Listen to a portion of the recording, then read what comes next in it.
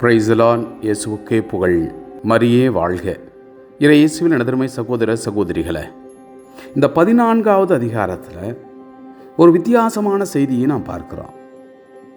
அதாவது முதலில் பல குறுநில மன்னர்கள் அந்த பகுதியிலே வாழ்ந்து வரக்கூடிய அந்த வரலாற்று உண்மைத்துவத்தை நாம் இந்த பகுதியிலே பார்க்கிறோம். பல குறுநில மன்னர்கள் இருக்கிறாங்க. ஒருவர் மற்றவரோடு காழ்ப்புணர்ச்சியோடு அவர்கள் எல்லாருமே கூட்டு சேர்ந்து கொண்டு மற்றவர்களை அழிப்பதையும் அவர்களுடைய செல்வங்களை பறித்து செல்வதையும் தான் பார்க்கிறோம். அப்படி ஒரு பகுதியில் வந்த குறுநில மன்னர்கள் இன்னொரு பகுதியில் இருப்பவர்களை அடித்து நொறுக்கிவிட்டு அவர்கள் செல்வங்களை எடுத்து செல்லும் பொழுது, அது மிக முக்கியமாக லோத்து வாழ்ந்த அந்த யோர்தான் பகுதி முழுக்க அந்த பகுதியில் இருந்தவர்களெல்லாம் அவர் அந்த சோதோம் கொமோரா அந்த அரசர்களையும் அவர்களுடைய சொத்துக்களையும் பறித்து கொண்டு அவர்கள் நாடு திரும்புகிறாங்க. அப்படி போகும் பொழுது ஒரு செய்தியானது ஆபிரகாமிடம் கொடுக்கப்படுகிறது. இது மாதிரி உன்னுடைய சகோதரனின் மகனான லோத்துவையும் அவருடைய செல்வங்களையும் இந்த அரசர்கள் மிக முக்கியமாக கெதர்லோகோமாரை அந்த அரசன் இது மாதிரி எடுத்துக்கிட்டு போகிறான் அப்படின்னு செய்தி கொடுக்கப்படுகிறது. இந்த தருணத்தில் தான் ஆபிரகாம் முதலில் ஒரு அரசனை அந்த பகுதிகளில் இருக்கக்கூடிய குறுநில மன்னர்களை எதிர்த்து போரிட போகிறார். அவரிடம் இருந்த நூற்றுக்கணக்கான ஆட்களை எல்லாம் திரட்டி கொண்டு அணியாக பிரிந்து அவர்களிடம் போராடி இவர்களை மீட்டு விடுகிறார், வெற்றி கொள்கிறார். இதுதான் மனித குலத்திற்கு எதிராக ஆபிரகாம் பெற்ற முதல் வெற்றி.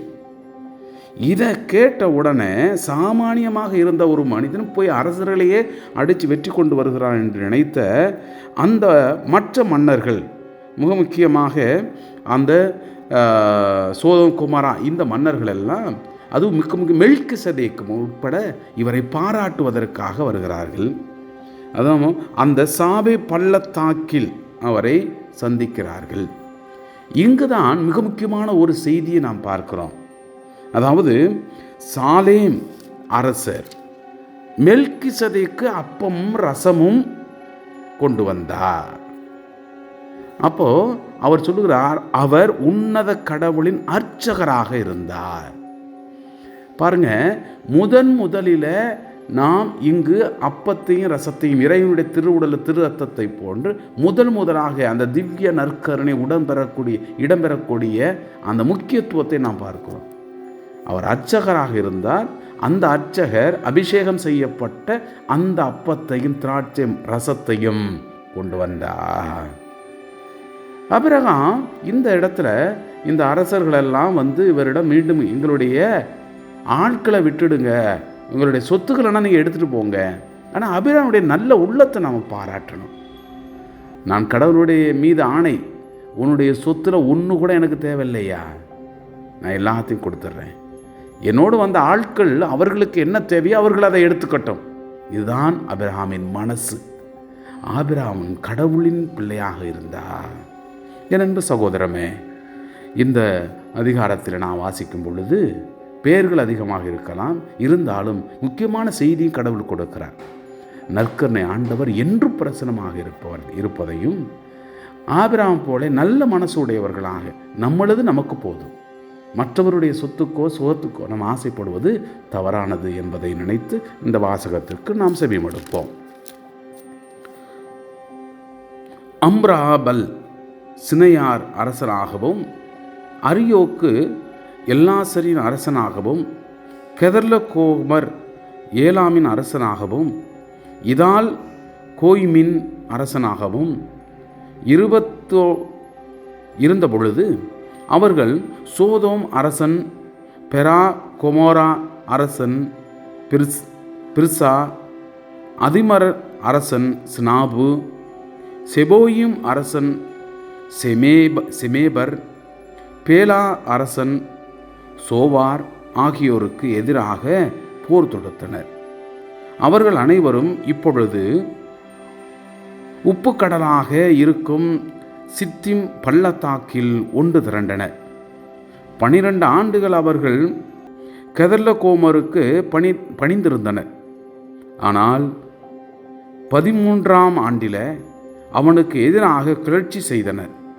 ஆனால் 14ஆம் ஆண்டில் கெதர்லகோமரும் அவருடன் இருந்த அரசர்களும் வந்து அஸ்தரோத்து கர்னையிமிலிருந்த ராபாயிரையும் காமிலிருந்த சூசியரையும் சாவே கிரியாத்தியிலிருந்த எமியரையும் சேயீர் மலைப்பகுதியிலே இருந்த ஒரியரையும் பாலை நிலத்தின் எல்லையில் இருந்த ஏல்பாரன் வரை துரத்திச் சென்று முறியடித்தனர்.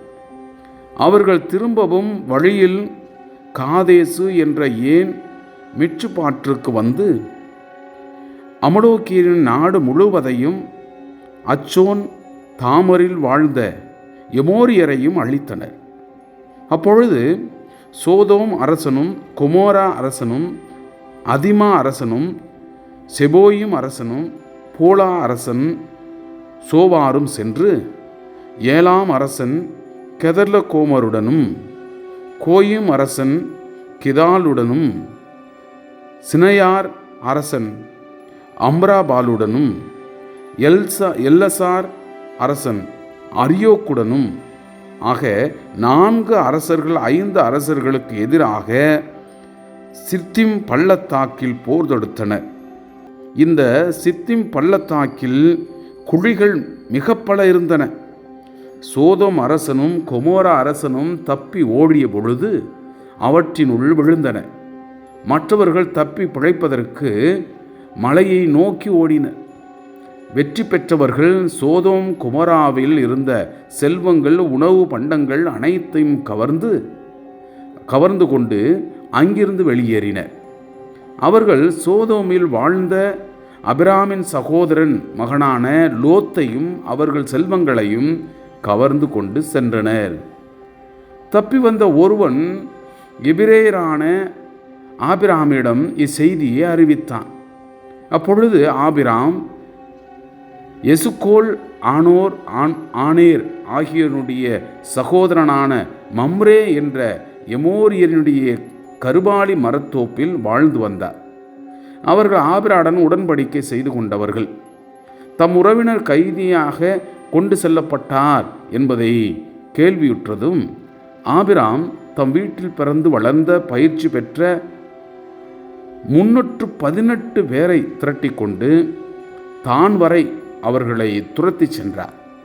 அவரும் அவர் ஆட்களும் அணி அணியாக பிரிந்து இரவில் அவர்களை தாக்கி தோற்கடித்தனர். தமஸ்கு வடக்கே இருக்கும் ஒபா வரை அவர்களை துரத்தி சென்றனர். அவர் எல்லா செல்வங்களையும் மீட்டு கொண்டு வந்தார். தம் உறவினரான லோத்தையும் அவர் செல்வங்களையும் பெண்களையும் ஆட்களையும் மீட்டு கொண்டு வந்தார்.